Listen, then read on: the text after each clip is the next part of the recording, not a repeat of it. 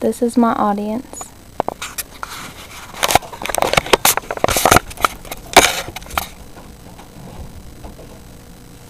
I am Christina Whipple, and this is my special occasion speech.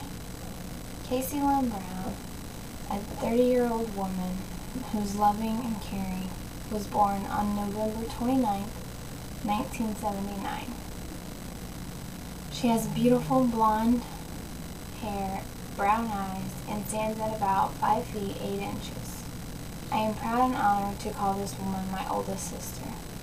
Since before I can remember, Casey has been a girl who tries to help others in any way possible and who tries to make everyone happy. When growing up, Casey never knew her biological father. However, she had my father to be her dad since the day she was born.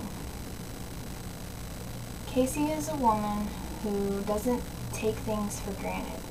She has learned over the years to appreciate everything that she has and what she is given. As children, we did not grow up with a lot. There was 4 of us. And there was my mom and my dad. My parents both worked low-paying jobs, so it was a struggle financially. My parents did their best. They put all of us through Catholic grade schooling. They put 2 of us through Catholic high school, and they put 2 of us through public high school. Since Casey saw how much my parents were trying and how hard it was for them, she made it her goal to try and help them out. At the age of 17, Casey held a part-time job at Kmart while maintaining going to school. When Casey was 17, my other older sister was 12, I was 9, and my little sister was 7.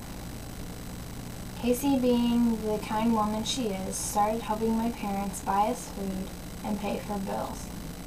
If our electricity was shut off, Casey would pick up more hours at work so that she could turn the electricity back on.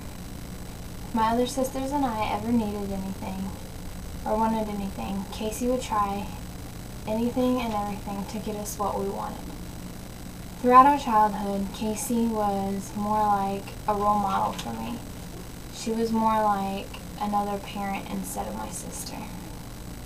My parents sometimes got their priorities mixed up and would buy drugs instead of paying for bills or buying food. This made me hate drugs. Casey, as a high school girl, she did the normal thing and went and experienced with drugs. However, she never got hooked on them. She never became an alcoholic, and she knew that spending money on drugs and alcohol was irresponsible. I loved Casey even more for doing this.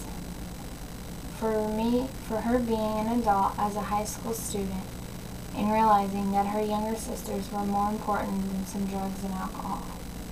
I was so thankful for having her there for us when our parents weren't. As well as not falling into drugs, Casey also did not fall along with her schoolmates into sex. Unlike her friends, she saved herself for quite some time into her 20s, and she was an awesome person at displaying what's good and what's bad. I knew I could always count on her. Casey was there for me if I needed someone to talk to, if I needed someone to help me with my homework, or if I needed someone to buy me something to eat.